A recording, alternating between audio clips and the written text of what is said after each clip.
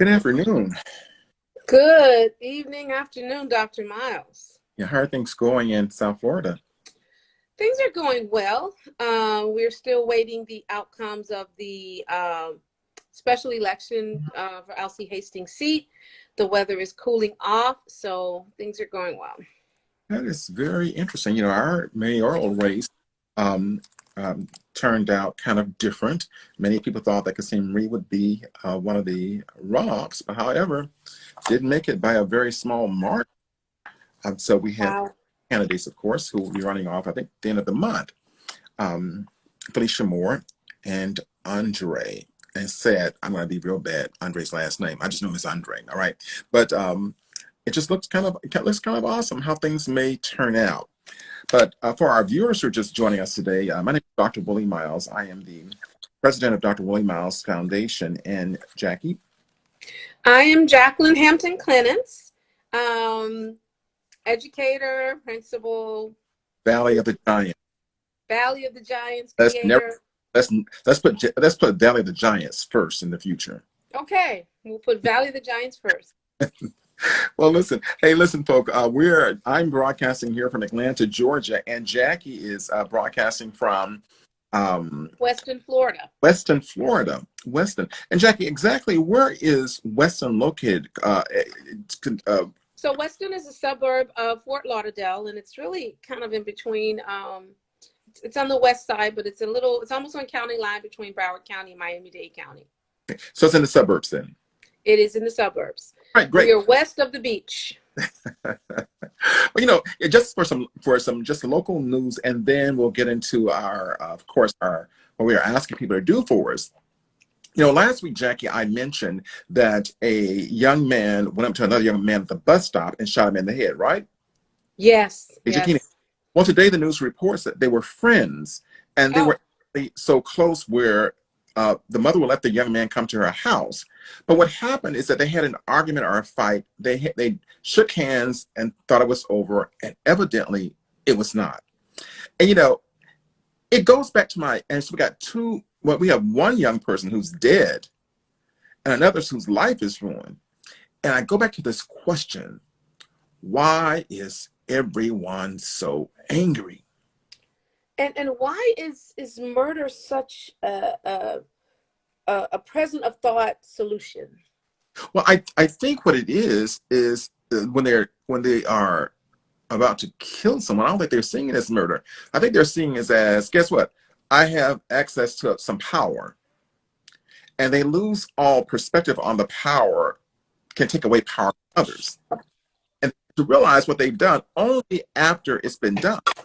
However, it cannot be correct. Yeah, you know, I actually liken it to compare it to, you know, sometimes the suicidal thoughts. You know, they're in that moment and they believe it, but you know, if there was help, they could move past it. But in these situations, you know, there's a thought and there's a reaction.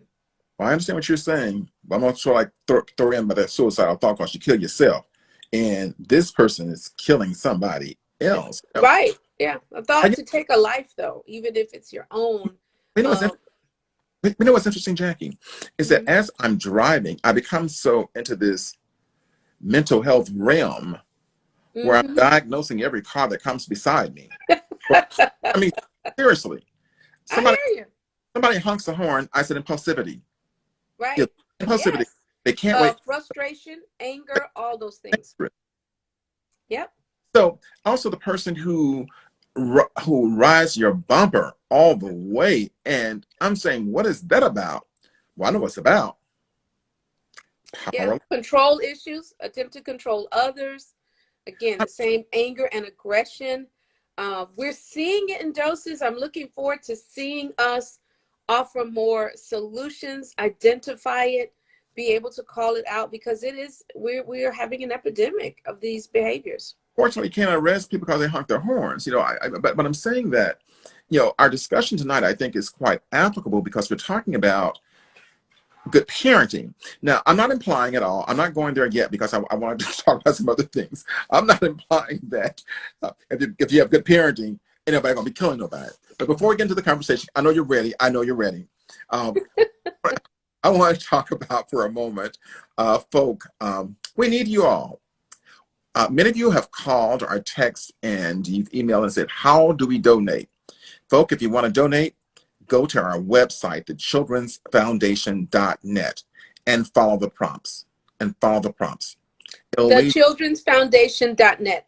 You know, Mhm. I think I'm going to get a sign so that it's behind me when we're on our screen Well, and people can see it the whole time. well, we can actually, I think we probably type it in, but we're going to figure all that out. But the whole point is that you can give to us. And we said, no, donation is too small. But I told you last week, folk, I'm just real serious about this right here. If $5 all you got, you probably need Donate $5. you need to keep that and take care of yourself. You need to stop. We're asking you for at least a minimum of $25. You know, we're saying no donation is too small, but if that's all you got, guess what? Trust me, keep it, and you'll be blessed with that. Because I'm not going to be charged for taking your last $5. All right? Well, you know, Dr. Miles, it's one of those things. I think when people prioritize, seriously, what is $20 a month? And I want to talk about some ongoing. Mm-hmm. You know, I'd like people to just kind of include us in that category. $20 a month, that's $5 a week, literally one cup of coffee that you trade to be able to, you know, offer these services and more. And we're getting to the holiday season where we really do like to reach out and help those that are not going to receive help otherwise. Well, so we are asking. Well, it's whether or not they see it's important or not. But I got to do a shout out to one of my Facebook friends. Hi, Letitia. Good seeing you. So glad you're joining us. Jackie, can you see the folk on some of the people that are on our Instagram? I do. I see Grovius. I see. Hello. I see B12. So I see a few people. Yeah, I think is B12 new? I don't know. I mean, I think B12 was here. B12 sounds like what was that show we watched where the lady was? She was I'm gonna mess this up. You know, the president was in love with her, and what was it called? S. Oh, you mean Scandal? Scandal. I call S. Oh, right. That was B12. Yeah, some secret group and an operation. Oh, B12, be cool now. Don't be trying to mess us up on here now. All right, folks. Hey, listen. Let's get down to some business down here. You know, yes. Jackie and I have shared with our audience that our topics for each week are scheduled up until about May next year. And it's so hard for us to change that schedule because our producers are saying, no, you ain't changing that because we got the flyers ready, we got all the advertisement ready. You're not changing a thing. But, Jackie, we're going to have to do some things in real time. Things in real time, that things are happening locally. So we're going to change the script a little bit. And we're just going to tell our producer that he's going to have to start doing some things and be a little bit more flexible. All right? Yes. He's going to have to respond to the times. Exactly. So, you know, I thought this topic, you know, we've had it forever, but I always try to do it with a little twist to it. The question is, am I a good parent? And it's sort of like rhetorical, right? Yes and no. And you're right. It's also really kind of a backdrop to all of our workshops and presentations. Mm-hmm. It's about how we serve the children in our families and in our circles. So it's a really good topic, I think. Am I a good parent? And we want to add, am I a good parent / guardian / support, you know? Yeah. Well, you know, and that's, you know, that's such a difficult question because you and I were talking the other day and you said, like, do you ever stop being a parent? Really? Like, do you have to parent 23-year-olds? No, not 24-year-olds. Not 23-year-olds, 4-year-olds, but 37, 38, 39-year-olds. So does this thing ever stop? It doesn't. It really doesn't. They didn't tell us, they told us that they get grown and they go on their own. No, once a parent, always a parent. Yeah. I heard the bigger the child, the bigger the problems. I heard that when I was little. So once a parent, always a parent. And so the question is, how can I be the best me? Not when they're 15 years old. I don't even want to go there yet. So Jackie, so one of the questions are, so when do you start being this parent? Honestly, you start being this parent at conception, right? Mm-hmm. Because, you know, you are then literally responsible for a life. And honestly, until you leave here. and it's not always a responsible for life, when we're talking about older adults, but it is always a parent. But You're always going to be shaping and molding. I have a comment for you, though. When you start at conception, but I want to ask you this question, but does your personality and style for parenting start at conception, or does it start from the time that you're born? Well, now your personality and conception of parenting really starts as a child in how you're parented. Right. Sometimes intentionally, sometimes not intentionally, subconsciously, but your idea of what a parent is definitely is, tied to the type of parenting you were exposed to. And that could have been inside your family or outside of your family. But those ideas about parenting start long before conception. So that's definitely a good point. What you were exposed to and or what you were not exposed to. Mm-hmm. So we have this sort of this subjective question is, am I a good parent? And then we have to ask, of course, well, from whose perspective?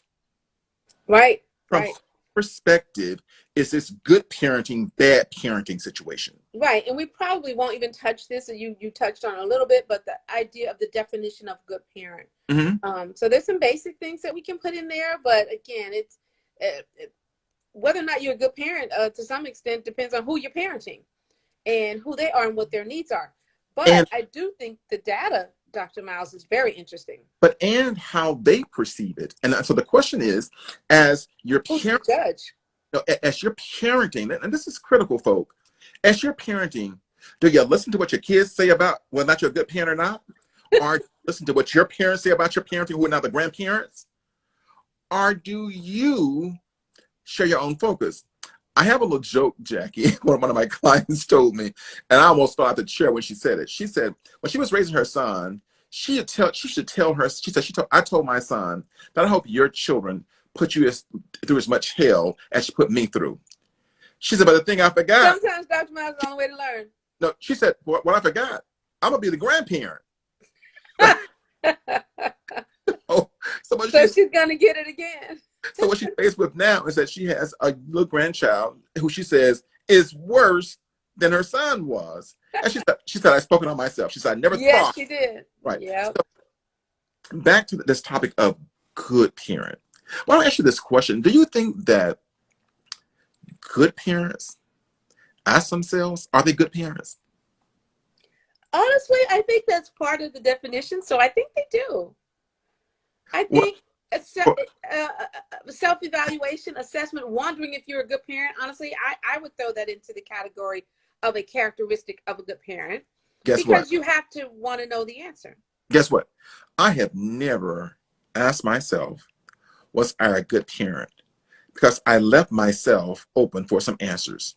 I have some for responses. I had to be sure of what I wanted to see in my children. Are you with me? And the thing about it is that when you ask yourself, am I a good parent? That means you're beginning to question. And your word, Jackie, is intentional. But so like even when you said I asked myself what I wanted to see in my children, that to me is synonymous with I am not questioning my parent from a perspective of is it good or bad, but I am being intentional. So that is assessment. Do you know what I'm saying? Right. So it's a take on if you're asking yourself that question as a question, or if you are thinking, am I a good parent? And meaning, am I being intentional about parenting? So what you're saying then is that from an assessment point of view, it's okay. But if you're from a questioning point of view, comes ambiguity. Right. Gotcha. Right. From an assessment point of view, it's a good thing, right? Because then you decide what you want to see in your children. Because I think all of us sometimes ask the question, did I make the right decision? Well, I don't think you can be a parent without did I make the right decision? Asking that question. And sometimes the answers are only found, 20 years later. But when you're going with your gut and you're giving your best, I think that's where you have to stop and trust that, you did. Well, for those who just logged on, you're joining a discussion with Jackie Clennis and myself. And we're talking about this, am I a good parent? And whether that's rhetorical or subjective, we're still going to ask that question. We're going to throw it. Right. But Jackie, when you start looking at the data, when it talks about the number of kids who are hurt, and maybe we should go through some of that. You said you're kind of like alarmed by it, right? Quite. 1,000 children are victims of child abuse and neglect in their first year of life. Isn't that amazing? The first year of life, I 1,000 mean, who would think, a right?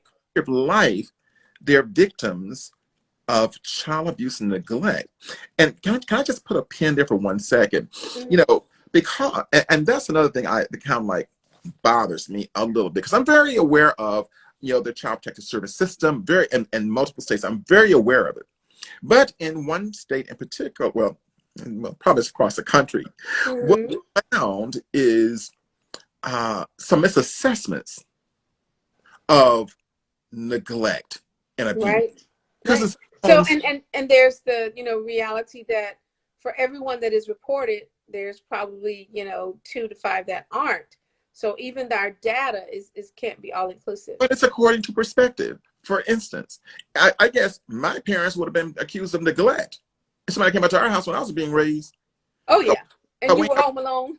we didn't have enough food. I mean, Right. we survived it. We had parents there who loved us. They did the best they could do. We went to school, but the point is that we felt like, we didn't have what everybody else had because we were like the poorest kids in the community. Right. And Oh, I so you did, thought. I did eventually get over that. But Yeah. but my point is that all of that is subjective and through whose eye. And I'm gonna give you a chance to join in a few minutes. But the question was, even when children are removed from their homes by protective services, are Black children, children of color, more inclined to be labeled as neglected and abused? Dr. Miles, that is really, I think, a very, very tough question. And I think we'd have to have so much more data, because I think there's so many factors that play into that. Well, I have an answer for you. What do you got? And the data is there, is that they are. And what many systems started doing is teaching their workers how to be culturally competent and culturally sensitive, and not make judgmental decisions based upon what they saw versus doing motivational interviewing. Are you with me? So, or based on their perceptions of normal. right. So give us because I think what you're doing for us, Jackie, you're setting the foundation for, am I a good parent? You say, well, dang, if I got that many good parents, well, I got 1,000 children that are being abused before age 1, right? Right. And then we have 4.4 million children maltreatment referral reports being received. 4.4 million. That number is staggering. You have child abuse reports involved in 7.9 million children. Child abuse reports involved 7.9 million children. Wow. 91.4% of victims are maltreated by one or both parents. 91.4%. So again, back to our topic tonight. Are we good parents? And we don't just mean individually, we mean as a society. Right, exactly. Are we good parents? 1,840 children died from abuse or neglect in fiscal year 2019. And I'm sure this is not like, worldwide. This is either state or Nope. Country data, but national data. Yes, I want to share though that 7.9 million children. I'm sorry, the wrong one, right? Where am I? Which data? 1,840 children died, or 7.9 million children are victims of maltreatment by one or both parents. About children who died, and that was reported for 2019. And because we had COVID last year, it was very difficult to collect the data. Right. And so we know COVID intensified many already strained situations. So we're going to wait up on that. So, Jackie, I mean, sort of the question is like, we're giving all this data, but for what purpose? We're talking about good parenting. What does this have to do with good parenting? Honestly, this hits parenting on the head. Another fact here is that 72.9%, which is 72.9% of children who died from child maltreatment suffered neglect. Yeah. Okay. And that's a big one. So it goes to the head of what parenting is, Yeah. you know. Just think about when you were pregnant with your children. Well, you weren't pregnant at the same time with them, but when you went through your pregnancies, you know, did you think about like, am I ready to parent? I mean, am I really ready for this? I'm a student. I literally, registered for a course on child brain development. I didn't, assume for a second that I knew exactly what, I was getting into in terms of shaping another life. Right. So, and with any information, you get it, you use it the best you can. But of course, these are human beings. You know, Um, one thing you said was, I'm jumping in on you, and that is something that was very significant, that you're actually responsible for shaping another human being's life. You absolutely are. And I think that kind of needs to be a banner for parenting Ah, because I don't know, sometimes I think we feel like they're extensions of our lives, or as long as they're clothed and fed, that, who they are and what their needs are is not important. right. And I think that's why we often fall short on providing. And then when we do have to provide, there's a lot of stress and tension. So I think that's first and foremost, you are shaping another human life that will be on this planet for up to 120 years and Right. therefore impact others. Can I just digress for a second? I just have to because I just want to mention this. You know, Grover is on with us, but he's from Sierra Leone, right? Mm-hmm. There, it's about 12 midnight. But Wow. what he does, he works with the local schools, and he sort of like buys like a pencil for the kids and help out as much as he can. And what sort of like I'm talking about is that life is so difficult there, and life is so easy here, and how we have difficulties. Not all of us, we have difficulty giving. Yeah, we it's like a tale of two cities, but maybe a tale of 10 cities. Hmm. You have the extreme haves and the extreme have nots. Right, You have the extreme givers and the extreme, right. give not. And then a few other, areas that you could say we have and we don't when it comes to protecting children and raising children in our culture, in our society. I just want to thank you for being on, but I want to go back to. So, Jackie, do you think that um, good, I'm saying good parenting is something that is innate, or is it learned? I think it can be either, but I think really good parenting always involves learning.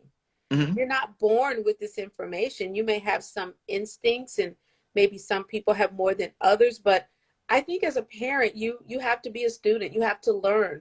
You have to become aware. You have to know what to expect, like to hit that minimal level of good Mm. parenting. This, parenting on the fly Right. and just feeding them kind of thing, it's not shown to be successful. I guess you're saying I didn't know I was going to be interviewed tonight. No, I mean, I don't even feel that way. You But and I talk but about but, but these again, things, but and I again, think it's just a good part of the right. conversation. Yeah. Um, and I mean, on the topic of am I a good parent, it's a very fair question. Do you assume that, who you are, who you come to the table as before this individual that you don't know, that you have to meet and learn about, do you just innately have everything they need, or are Right. you preparing yourself as you go to acquire the skills you need to shape this life? I'd like to invite our viewers to actually type in a comment section what your thoughts are. Now, Letitia, you're on Facebook. Now, I know that you are a mental health professional, so I need to see some comments from you so we can share with our general audience. But Jackie, Yes. what's so amazing about this, and some more questions are geared toward you, and I'll jump in too. But the question I have is, so if good parenting can be both innate, because it's about personality. So why do so many parents, not just females now, parents struggle with this thing? Always, and they don't tell folk, I'm trying to be a good parent. I'm saying, who told you you were not? You know, we live in a very we live in a society where there's a lot of advertising and promotion Yeah. and a lot of things put in front of us. And parenting and being a good parent is not one of them. We also live in a society where so many people are having children intentionally, accidentally. Mhm. And it's really about how we view children Right. and child rearing as a society, because in many ways society's failure to promote more the characteristics, the skills, the Hmm. things needed to be a successful parent is society being complicit in us not being good parents. So it's not really talked about. We know that very often we have extremely young people having parents. And I Right. want to put a pin in that, Dr. Mouse, because being young doesn't preclude you from being a good parent. Of course. Of course. But it is about how you approach and how you your intentions towards parenting. And if you really think you just have to feed and clothe them, you know, I had a parent meeting today where I discussed with a parent the need to observe their children, remove electronics, and figure out and watch to see who they are, and then feed that person those interests. So I think, again, it's about being intentional, and you can't wing it and be intentional at the same Of time. course. Well, check it. Can our children have us to think sometimes we're not good parents? Well, I have a rule. If your children don't call you a bad parent at some point, then you're a bad parent. Of course, they're going to think that. Wrong. Okay. If your children never said that, I'm wondering, are you a good parent? It's But not often that, and I'm joking, of course, mhm. but it's not often that children are always going to agree with everything that you feel is necessary as a parent. So no, I don't think that makes you. I don't think your child saying you're a bad parent necessarily means you're a bad parent. You know what's amazing though? Some parents fall for it. All the child got to say is have a tantrum and say, I hate you, you're a bad parent, and I'm going to tell daddy you're a bad parent. Well, it's kind of funny that we would let the child even make that decision. Well, tell you something, and Jackie's kind of like, Someone not at all qualified to you know, even it's know kind what parenting is. of serious. Well, see, the problem with that is that for parents who are not sure of themselves and who seek approval from their children, They fall for it. they take it to heart. And what you see in some of those instances, Dr. Miles, which is why I think this neglect and abuse is so real, is then they start responding to this child as, you know, responding to the criticism, being hurt, distancing themselves, not parenting as they should, because now they've lost the ability to be objective Of because course. the child is being the child and, you know, expressing themselves, but the parent, without having, you know, the developmental Mhm. levels necessary, are responding inappropriately. They lost the objectivity, but they increase the enabling abilities. Yes. And aggression often.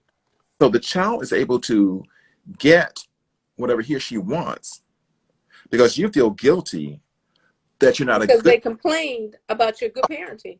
I have a great question here, and this came to me. So Mm-hmm. many parents kind of like feel that since my husband ain't here, I can't be both. So I know I know a good parent. Yeah, that's a parent that needs therapy. Because parenting is not about trying to be everything. In fact, parenting is knowing that you can't, you never will Right, be right, everything. Okay. Parenting is about being the best support that you can be. Be right. informed, be there. You know, this idea that any parent can or should give their child everything, again, to me is a very false concept, Well, and can be dangerous for a parent who's able to give their child material things, well, I can right? tell you that in treating parents and adults who have PTSD, who were victims of molestation, who were victims of child maltreatment, and also caregiver maltreatment, they find themselves in situations trying to ensure that the children don't experience what they felt. And I'm saying, and in my own mind, that they can't experience what you felt because they didn't go through what you went through. So, Nor the time, nor the day, nor the parents so that you had, or the circles, or the what community, or anything. the Right. parents have to do though is try to make sure they give their child into health. Are you with me? So Yes.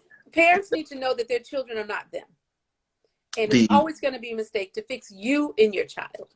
yeah, well, you can't really do both of them anyway. I mean, so they can be done they can be done at alternate times. But I tell parents all the time when kids are in therapy, I say, listen, I want you to check us out too.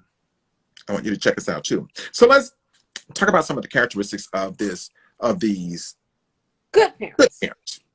U.S. Department of Health and Human Services. Right? Okay, some basics. Love, care, and understanding. Provide physical care. Okay, hold 1 second. Because when you talk about this love, care, and understanding, I want to always slow us down. I'm going to tell you why. Because the question is, love defined by who? Are you with me? Yeah. What Because does love look like? what's love to me ain't the same to you. Love to some people is whooping their kids every day and screaming and hollering. That's Mm. And so the thing about it is that I think as we go through this more, not just tonight, but I think as we continue to do these kind of sessions, that we have to sort of like give the scriptures of what healthy love is. Right. Honestly, I think that's a workshop. That's Hmm. another presentation. Healthy love. And I Hmm. think that's something that will surprise most of our listeners and our parents. Yeah. Healthy love. And how, Okay? Becky, how can you care for, I always throw this out, how can you care for your children unconditionally when you don't care for you? Let's face it, we don't. Hmm. Very often you can't. But again, that gets back to what is healthy love look like? Jackie, What is healthy care? I want to share what Letitia just wrote. She said, I do believe good parenting can be both. However, I think culturally, the definition of good parenting differs. She wrote a whole lot. I'm trying to get the rest of it. Well, Okay. she's certainly right in what you read. And that's what we were speaking on. You Okay, know, let good me parenting. Go finish ahead. up. That there are so many factors involved when we address the definition of good parenting. And I think she's agreeing with us, that we've been saying that there's so much more, in other words. So it's not either I'm a good parent or a bad parent. The question is from whose perspective, right? Right. Those terms are hard to define, hard to ever come up with an answer. Hmm. So it gets back to what you were saying earlier. Are you the parent you intended to be? Is there a parent that you intend to be? Like, Right. what kind of parent are you trying to be? Have you, asked yourself those questions? Have you thought about the life that you are producing and the person that you are supporting to determine how can you best do that? Well, I'm gonna ask you this question. It's not really. I'm going to say it is rhetorical. Letitia, I mean, you can respond to it. All of y'all can respond. But do y'all agree with me? It's hard being a good parent. I think I It's think hard. any good parent is going to agree with you. Yeah, it's hard. So it It's ain't gonna be easy. hard, it's difficult, it's draining, it's demanding. Parenting really is one of those 24/7 jobs. Okay, you parenting in your sleep. Okay, and so it is hard. It's hard because you have so many other decisions to make about someone else's life from the time they're infants, through their middle school years, through their teenage years. Of course, it's hard. It's very difficult. And what's so funny about this? You be saying, Lord, I'd be so glad when they finish high school, go to college, I'm done. Well, Yep. Eh, excuse me. No. And I'm classic for that. I did. I was like, you guys got 18 years. Your lease is almost up. You've leased this room for 18 years. It's up. It's up. And I did feel that when they went off to college, I'm thinking, yay. No, yeah, no, no. Letitia just wrote also, she's on our Facebook. She says, it's difficult being a parent overall. So Letitia, are you saying it's difficult being a good parent, a good or bad parent? I'm gonna agree with her if she is. It's good to be a good or bad parent. It's hard. It's hard. I don't think it's hard being a bad parent. You I know, do, Dr. Miles, because I think on some level, those parents know that they are not, doing what they need to do. And so I think look, that there's a certain amount of suffrage there. Now, this, that's not everyone, of course. I agree, because I think that um, when things are negative, there's very little thought that goes to it, and you just go with whatever happens. And if it's There may be positive, very little thought, but I and think there's a lot of guilt. and well, some parents, and I know we're not talking about every parent, but Right. one of the parents, Jackie, who leave their kids with just anybody, that's intentional. It ain't no like, oh, I'm dreading I'm leaving with this person. I'm focused on my goal of being out. I also want to say that, I'd like to see us start kind of defining that as maybe mental, not being mentally well. You can't be responsible for another life, be Mhm. mentally well, and leave that vulnerable person in a compromised situation. You just can't be both. You can't be a healthy person who's going out, wanting to socialize and meet Mhm. people, but a healthy person who also left someone, unprotected and not in a good place. You know what I'm saying? You can't be the Yeah. same person. Jackie, Letitia is from, I think she's from Savannah area, but she is a seasoned mental health practitioner. And Wonderful. they bring her on the show because what she just wrote, she said, I think it is hard being a bad parent. The parents suffer as well if they fail the children. Now, I will say that I sort of agree. And the sort of agree is that the parent does suffer from being a bad parent. But when I see the parents of today, I see no thought about being a bad parent, because what the bad parents, now, I don't be judgmental now, they think they're actually being okay parents. Right, but what we're talking about is ignorance. Again, without questioning what That- is a good parent, without being intentional about parenting, right, without knowing that you need to be intentional about parenting. right, It is more than changing the diaper. It is more than feeding them. It is more than making sure they got the cute little outfits at Easter, you know? But if you don't know that, and that's your definition, again, based off what you saw, right?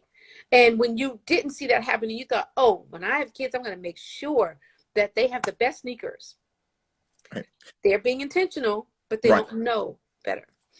Okay, what she also wrote is that what are the, I mean, she said what are the factors that lead them to leave the children? Was it mental? Was it ignorance, or a controlled substance? And it involves all of these. Again, there are many factors. And I think what she's doing for us also is, when you're looking at this bad parenting, we do have to look at causation. Like, Right, what are the, right. so, What are the factors? Yeah, so that are we, contribute to that. so are we saying then, folk, are we saying that a parent's intent is to be a good parent? What we're saying is that the intention to be a good parent at least puts you on the right path. The intention. The And, intention and those to be a risks, good parent, because that requires thought. That requires, I want to be a good parent. I want to provide this child. I want to shape this life. So your intention to be a good parent puts you on the right path. Now, the next step in that is, what resources are you pulling in to assist you? It could be family members. It could be literature and right, data. It could be your child and observation. But what are you using to gauge got and it. to support your parenting role? So I think y'all just trying to get me set clear. I think what I'm hearing is that all parents' intention is to be a good parent. However, there are extenuating situations which sometimes causes them not to meet the mark. Exactly. And that can Right. happen with the traditionally defined good parents or the traditionally defined not good parents. Well, Jackie, Parenting is really a very uneven, platform. Letitia says, I agree with Jackie. I think y'all trying to double team on me. Not at all. Not at All all. right. This is Perhaps just a female perspective on this parenting, is but great. There you go. Hey, this is great. Letitia, we're going to have you on our Instagram because I think you're giving some great comments. And Jackie and I would love to have you on. So yes, we've stay got tuned to do it. I'll be contacting you. But let's keep talking about this good parent thing, Jackie. Okay. We talked about this love. We talked about, I like to use the word unconditional, and your word is intentional. I just think that, to be a good parent, we have to love our children unconditionally. Now, I didn't say give them unconditionally. I said love Love them them unconditionally. unconditionally. I'm saying, And that's another one, Dr. Miles. mhm, When you start peeling back the layers, again, you're talking about something that, let's do a survey. Has anyone had training on what unconditional love looks like? What that means? well, Does it mean that you love the child after they slap you and say, "I hate your guts"? Like we're throwing out some concepts, but each of those concepts honestly requires, if we're going to be intentional about it, each of those concepts is a workshop. right. Just that word unconditional, we throw it around a lot, but is it unconditional? The question is your parental love unconditional? And it just requires a lot. And to do that, you have to be in a good mental space and a Yes. fineness of who you are. Yes. And what I've been teaching clients more recently is defining your good and safe mental space where you can retreat when things ain't going quite right. So when that child bring the report card home and you be saying, now this dude told me he was doing well and I was checking, and now I want to do something else. D's and F's. Retreat to your mental space. Yeah. Retreat And to and planning that retreat, again, starting out with the concept of caring for another life. Let's say you're looking at a 20-year window, 25, 30 year. We've talked about its lifetime. But what systems, strategies have you put in place for that child, for that life, and for your own? I agree. Because we started this out saying you can't help someone if you're not well.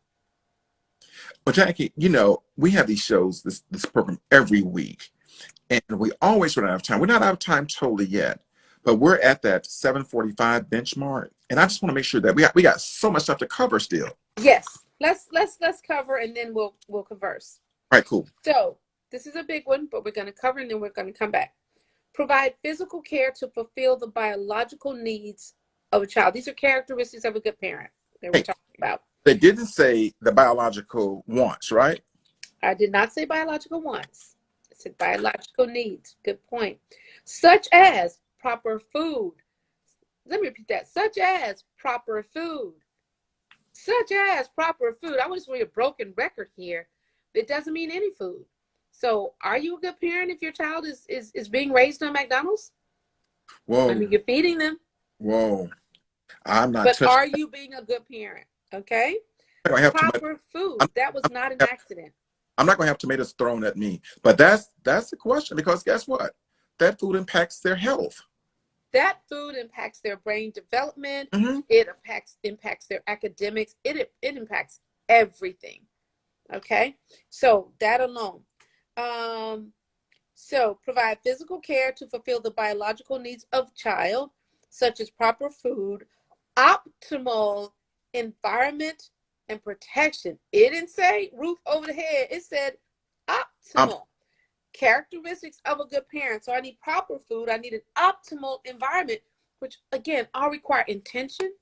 It requires resources, learning. What do they mean by optimal environment? Right, exactly. And start with some basics. Is your baby able to crawl around on the floor? We've had some folk to join us, and our conversation is, am I a good parent? And Jack and I both have been talking for quite some time about this. So if you're just signing on, I do want to say hi to Chanel Davis. I think they're out of course, Mississippi. So thanks for signing. All right. Right. Okay. So those are key. Proper food, optimal environment, protection. Characteristics of a good parent: safe, nurturing, and supportive environment. Safe, nurturing, and supportive. Now, I think one of the big, misnomers there is supportive. Mm-hmm. How do you support this child? Well, I want you to do music and you want to do drama. It's according to who's paying for it. Anyway, but I think wrong answer. It's according to who's using it. You want to do drama, you pay for it. But if I'm paying for you to do what I want you to do, well, Obvious. that should not be the way it is. Okay, they should control their temper. That's a tough one. Some of us missed out on that.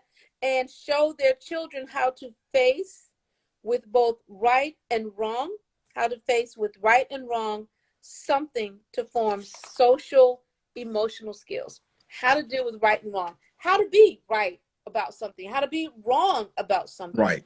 right? You have to help this child develop their emotional skills.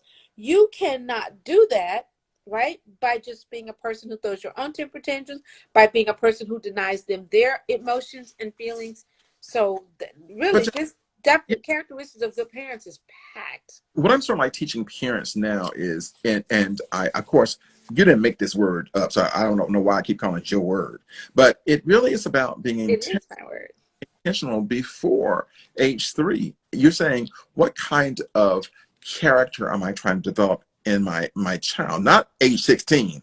I said at age 3, before age 3, because before age 3, you're actually, it's a building Right. style. You need to be practicing 0 to 3. You can't just be thinking about it for 3 years and You've implement got it at age 4. you've got to know. You've I'm got telling. to know. In fact, I think the biggest mistake we're making is that we're waiting to age 3 try to figure that thing out. Yeah, some of us are waiting to age 6. You know, 12. some of us are waiting to school age to think that now the child will understand the communication. So yeah, that's what's dangerous. Let's see. Characteristics of a good parent. Whatever can happen in parents' life, they also should pay all their attention in rearing their children because today's children, tomorrow's world. Okay? Now Days. that's an interesting Mm-hmm. comment there. It's basically telling you that the kids have to be your life. I Right? give I give them some of it, but I ain't give them all my whole life. I ain't give them Right, because it's giving all of it healthy. And I'm going to say right. no, it's not healthy. Mm. Bottom line is that there's no one way to be a good parent. And no matter what you're going to get, no matter what, you're going to get judged. But just make sure that there is that middle ground where they know right from wrong and you can build trust. I agree with that. Anyway, I think, Jackie, also, I think it's really a matter of, as being a parent, whatever level you're at, whatever you've gone through, is be the best you. Be the best Be you. the best. But Mm-hmm. develop the best you. Yes. Mm-hmm. Grow the best you. You can't be your best with zero input. Right, exactly. Okay? You can't have the same mentality at 24 that you had at 14. So that means you have to grow. Right. And be intentional about that growth. So I had written down some key questions, and we've sort of like covered it. And the question was, when does this parenting thing start and when does it end? Somebody let me know when you find out. I know when it started. I have no idea when it's ending. And I'm going to say it doesn't. It never ends. I agree. It But never ends. if y'all waiting for some magical thing to happen where I ain't got to give them money no more, I don't have to listen to them no more, I ain't got to do anything, I get it. fantasy world. Right. I like Right? this next one a lot. Should Okay. single parents try to be both parents? Absolutely not. Well, you know, you can't be a single parent then, but be both parents because you ain't single then. You also don't have both genders. You can't Right. have two perspectives. You are only you, whoever that is. But you know, sadly, Jackie, we have a lot of single female parents who are really struggling with that. They're struggling with it. You know, the data was no good. I'm trying to do the job for both of us. I'm saying you ain't gonna quite make it. You have some biases because, okay, there are a lot of single parents who are single because they are divorced and they're co-parenting. Mm-hmm. So it's not always that, I've got a deadbeat dad. There are a lot of married parents who function singularly, in a singular fashion because, one parent is the workaholic and provider. But I do think that there's no such thing as a single parent trying to be both. Not that it doesn't exist. I don't think any parent should try to be two people. It's just it's a strange concept. Why is this parenting thing so hard? Very simple answer. Because you're shaping a life. And because you have to give up so much of you. And you do have to give up a lot. And again, that's something that is not recognized in society about parenting. Because you mentioned some things earlier. I have a baby. I want to go out. I need to go party. I need to do this. I need to do that. It's one thing if you're doing this occasionally. It's another thing if you need to do it every night. So you can't be home, and homework is interfering. And, you're on the teachers because they're interfering in your social life because you don't have time to help your child. Parenting and being who you were before cannot coexist in the same way as if you were not a parent. Let's put it that way. Do good parents always say yes? Absolutely not. You can't be a good parent and always say yes. You're always saying yes, and have this guilt if I don't say yes. I say get into the ministry of no. Understand that they're children. Everything a child sees or wants is not something they need. Every event, activity they want to go to is not something they need to do. So I'm going to say that good parenting requires the use of the term no sometimes. But it also requires the ability to negotiate and earn. Yes. You want to do these things. Now, you need to earn some of this stuff. Back to intentional parenting, back to taking the time to set up systems that allows a child to earn activity, rewards. Without parental guilt. Without parental guilt. They either did the work to get it or they didn't, and you move on. Right? Loving parent versus enabling parent. Misnomer. Loving parents understand that enabling is just not a good thing. And again, this goes back to being intentional, getting support, having others, who can pull your coattail and say, hey, what you're doing is really not going to produce what you intend. So don't parent in a vacuum. Being a single parent doesn't mean parenting alone. Right. You have members, you have family, you have support systems through the school, realizing that child does need that village. And Letitia just put up there systemic boundaries, but I want her to tell us what that is. What does that mean for her? Systemic boundaries. Yes. Right. Systems in place that have boundaries. I do that a lot. Systemic boundaries. Our system. This is what we do. This is what we don't do. Okay. I don't know what's happening. Yeah. So Jackie, at this point, like I'm losing all kind of power here. Batteries are going down. I don't know what's going on tonight. But so far, you're still on. We're at that point of about wrapping up. So again, I think we've covered a lot today for our audience. And Jackie, I want to tell you, I always enjoy having you on, having the perspective on. I'm happy to have Letitia on tonight from the Savannah area. We're going to invite her on to be one of our main guests. Looking forward to that. I do want to It's always a pleasure. Our topics are always so engaging, Dr. Miles. I don't know how they all come, but they're very good and very important. So I do want to remind you all that we have our YouTube channel that's up, people. We have about 60 or 70 videos from last year up until now that you can view. I know you don't have 60 hours or 100 hours, but if you have any questions about anything that's relating to parents or children from last year, you can go and actually look at those videos, folks. And it's called Dr. Willie Miles, Let's Talk About It series. And that's on YouTube. Yeah, exactly. Our YouTube channel, Let's Talk About It. So Jackie, it's been a wonderful night talking to you. Always. And I tell you, I have not gotten used to this new time. So I'm ready to go to bed, all right? Is that what's happening with me? I thought I was feeling a little different. No, I'm ready to go to bed. I'm ready to go to bed. It's not technically, but it's 8 o'clock. It's 8 o'clock. I'm just ready for good night. All right. So I'm going to end with saying good night to all of you all. We're going to see you next week. Don't forget to give to us, donate to the Children's Foundation, located right here in Atlanta, Georgia. We're located in Georgia, but we're helping the world, folks. All right. I love that. Good night, everyone.